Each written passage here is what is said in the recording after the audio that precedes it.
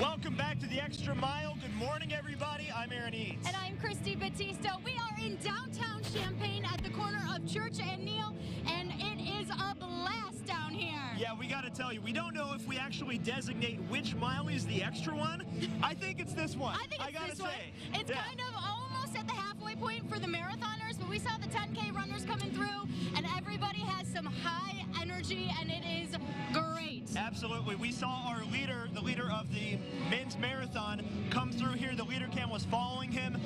A lot of people still coming through here, though. A lot of good traffic flow so far. Yes, and of course, you could probably hear the band is playing behind us. We've got some great cheering sections to cheer on those runners, but of course, we also have to talk about the health of those runners, That's right. This is about the halfway point, close to it anyway. So as runners approach this point of the race, there's certain things that they ought to take into consideration. Of course. So we are joined this morning by Dr. Ben Johnston from Christie Clinic. Good morning, Doc.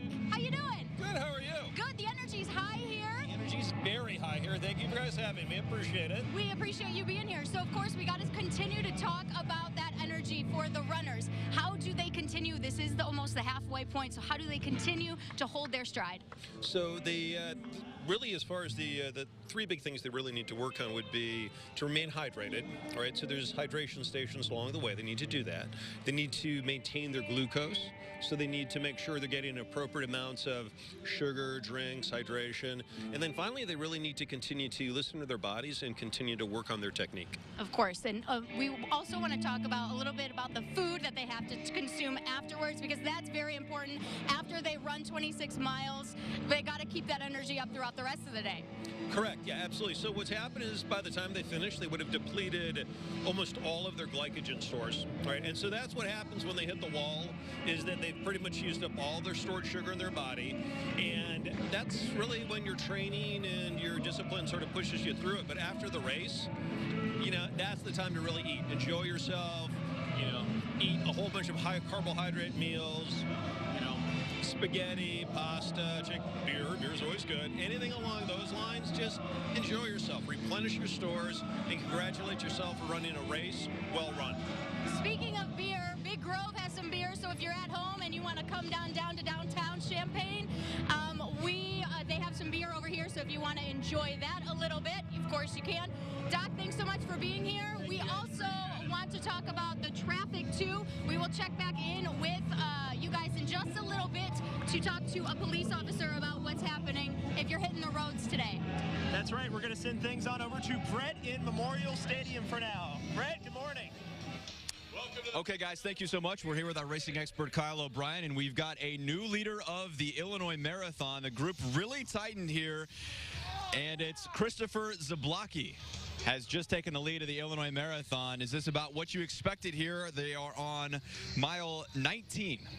Well, this is close to where I thought the racing would begin. You know, we saw second and third place catch up to that leader that was out there all by himself.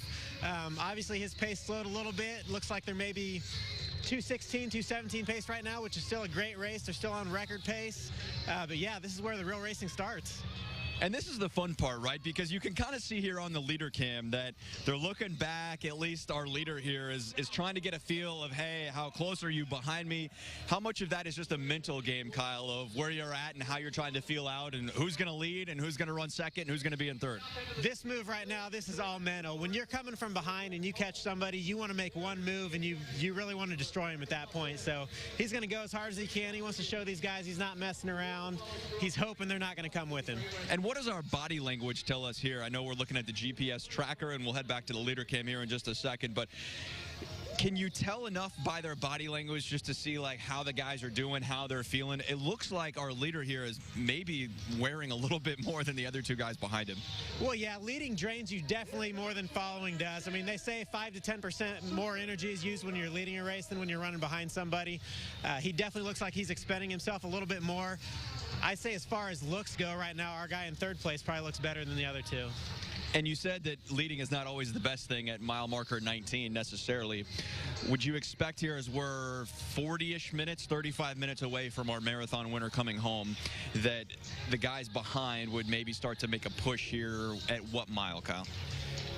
I would say probably mile 22 or 23 is where you're going to see your last moves being made. It's just a matter of how close they can stay between now and then. Okay, all right. We're going to continue to watch this as we've got separation here with about 7-8 miles left in the Illinois Marathon. And Jess, we'll send it over to you. All right, thanks, Brett. I am here with Jeff, or is it Jeff? It might be. Abe Lincoln, back again for another race. How was today? It was absolutely great. Beautiful, wonderful weather. The crowd was awesome. The runners are just fantastic. Everybody was having a great time. All right, for those who don't know, how did this all get started? 1 year, well, after the first year, I had this goofy idea in the shower to dress as Abe to run the half marathon, and it's been 10 years now, so it's been just a great experience. And we were just talking, you have upgraded hats over the years. Yes, upgraded hats. Dallas and Company, shout out to you guys for a great hat here. But it's great.